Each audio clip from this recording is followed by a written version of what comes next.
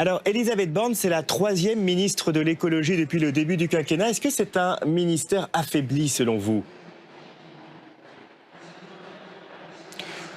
En tout cas, c'est un ministère, comme beaucoup avec ce gouvernement, dans lequel les actes, et on le voit bien avec ce remaniement, ne sont jamais à la hauteur des mots. Maintenant, il recule dans l'ordre protocolaire. On a beaucoup fait en matière de taxes via ce ministère pour pouvoir boucher les trous budgétaires du gouvernement, mais il n'y a aucune ni vision, ni personnalité d'envergure pour porter le renouvellement du modèle économique auquel tout le monde finalement aspire.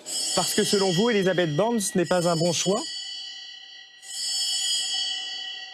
Je l'ai pratiqué beaucoup ici à l'Assemblée nationale en tant que ministre des Transports. On a vu le transfert de la dette de la SNCF, un peu brouillon, la fermeture et le démantèlement des petites lignes, une convention collective qui remplacera le statut. C'est de très mauvais résultats. Elle a été terne, elle a été effacée. Elle a souvent été prise en défaut sur des points très précis sur lesquels on l'a interrogée. Alors parce qu'elle est haut fonctionnaire et technocrate, on lui prête la qualité de la compétence. Mais à mon avis, c'est un peu surfait. Et en tout cas, elle n'aura pas la dimension pour porter une vraie politique écologique. Donc elle sera simplement là pour exécuter les desiderata d'Emmanuel Macron. Ce n'est pas aujourd'hui ce qu'on peut souhaiter pour le gouvernement. La démission de François de Rugy a partagé les députés entre une décision inéluctable et la crainte d'une chasse à l'homme. Quel est votre regard, vous, sur cette situation ?